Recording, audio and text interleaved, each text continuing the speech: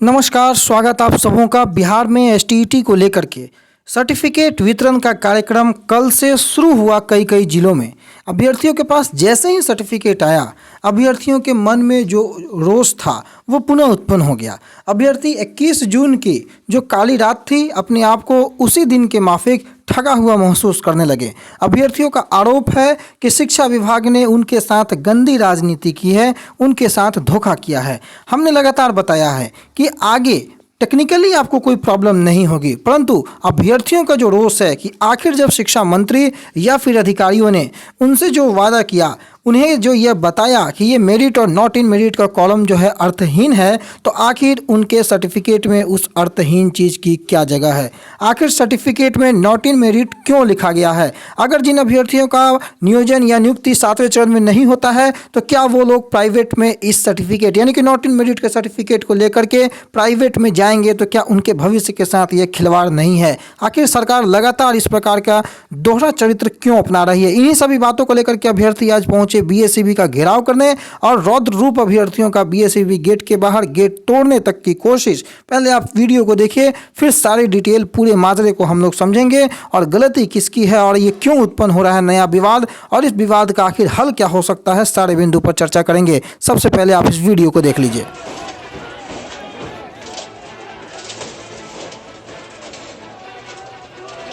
इसी चीज के लिए बरगलाया जा रहा है, गुस्सा नहीं आएगा?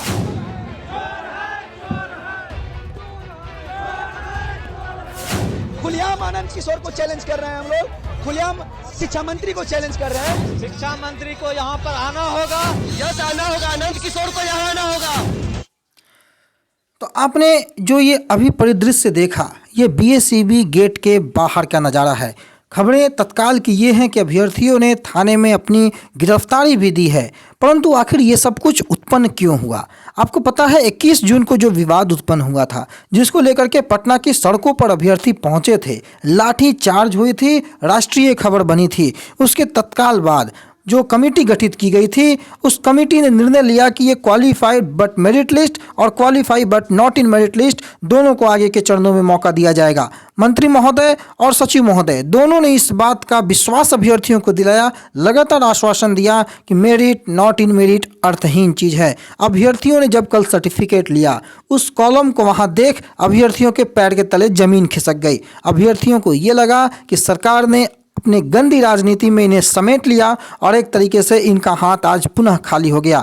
अभ्यर्थी खुद समझ पाते, कुछ सोच पाते, तब तक शिक्षा विभाग ने सर्टिफिकेट जारी किया, और सर्टिफिकेट जारी तत्काल नहीं हुआ, 6 महीने 7 महीने 8 महीने के बाद सर्टिफिकेट जारी हुआ, परंतु वही ढाक के 3 बात। जो कंडीशन 21 जून को था, वही कंडीशन कहीं ना कहीं आज भी विद्यमान है। प्रश्न उठता है कि जब मेरिट और नॉट मेरिट बीएसईबी की गलती ही थी, जब मेरिट और नॉट मेरिट एक तरीके से अर्थहीन चीज़ है, तो आखिरकार सरकार ने या शिक्षा विभाग ने उस कॉलम को वहाँ क्यों जोड़ा? हालांकि टेक्निकली मैं अभी भी बोलता हूँ उससे प्रॉब्लम नहीं है, लेकिन उस नॉट इन मेरिट के कॉलम को लेकर के अभ्यर्थियों का सवाल है कि वो अगर नियोजन से वंचित हो जाते हैं, किसी भी कारणवश उनका नियोजन 7वें चरण में नहीं हो पाता है, तो आखिर वो आगे प्राइवेट स्कूल में या कहीं भी क्या उस सर्टिफिकेट का इस्तेमाल कर पाएंगे? अगर नहीं कर पाएंगे तो इतनी गंदी राजनीति आखिर उनके साथ क्यों? और यही वाजिब रीजन, एक तरीके से अगर आप देखें, केवल टेक्निकल पॉइंट ऑफ व्यू ही नहीं होता है, जो एक सेंसिटिव मुद्दा है, उस सेंसिटिव मुद्दे के साथ अगर सरकार इस तरीके से खिलवाड़ करे,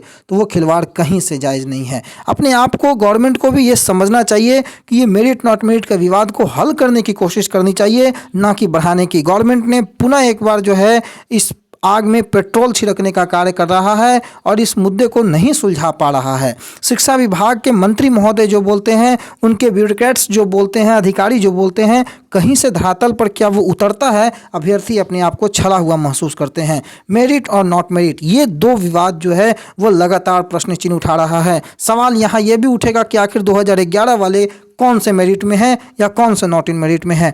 3 अभ्यर्थियों को 3 किस्म का सर्टिफिकेट। अगर अभ्यर्थी 7वें चरण में वंचित हो जाते हैं, तो 8वें चरण में ये नॉट इन मेरिट का सर्टिफिकेट किस काम का या मेरिट का सर्टिफिकेट किस काम का? आखिर जिंदगी भर के लिए अभ्यर्थियों को ये तमगा किस काम का? यही प्रश्न अभ्यर्थियों का है, और इसी प्रश्न को लेकर के अभ्यर्थी पहुंचे हैं गर्दनीबाग, माफ़ कीजिएगा, पटना की सड़कों पर बीएसईबी के कार्यालय के बाहर अपनी मांगों को लेकर के।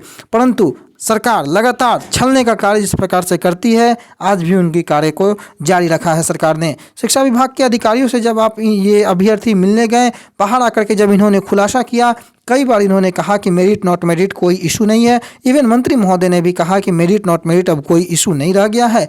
ये एक तरीके से अर्थहीन चीज़ है, परंतु अर्थहीन चीज़ को पुनः अर्थयुक्त बनाने का प्रयास अगर किया जाता है तो इसकी जो टेक्निकलिटी है उससे बाहर निकल करके ये सेंसिटिव मुद्दा है और साइकोलॉजिकल जो प्रभाव, साइकोलॉजिकल जो इफेक्ट अभ्यर्थियों के माइंड पे, मानसिक प्रताड़ना जो झेल रहे हैं अभ्यर्थी, उन पर जो इसका प्रभाव पड़ रहा है बेहद खतरनाक हो सकता है। अभ्यर्थियों में रोष काफ़ी है और सरकार मेरिट नॉट मेरिट के मुद्दे बनाकर अभ्यर्थियों के बीच डिवाइड एंड रूल पॉलिसी खेलने का कहीं प्रयास तो नहीं कर रही है। अभ्यर्थियों का लगातार ये सवाल, और अभ्यर्थी पहुँचे हैं शिक्षा विभाग के जो BSEB कार्यालय है उसके बाहर, और ये प्रश्न चिन्ह है कि आखिर सरकार इस विवाद का निपटारा चाहती भी है या नहीं चाहती है। अगर विवाद का निपटारा चाहती है तो क्यों नहीं बीच का रास्ता कोई निकलता है, क्यों नहीं अभ्यर्थियों के साथ, सारे अभ्यर्थियों के लिए जो सच्चाई है, जो सीट बढ़ाकर सबकी बहाली की बातें हैं, उस पर सरकार अमल क्यों नहीं करती है। बीच का रास्ता, कोई ऐसा पैमाना क्यों नहीं निकाला जाता है जिससे कि सारे अभ्यर्थियों के हितों की रक्षा हो सके।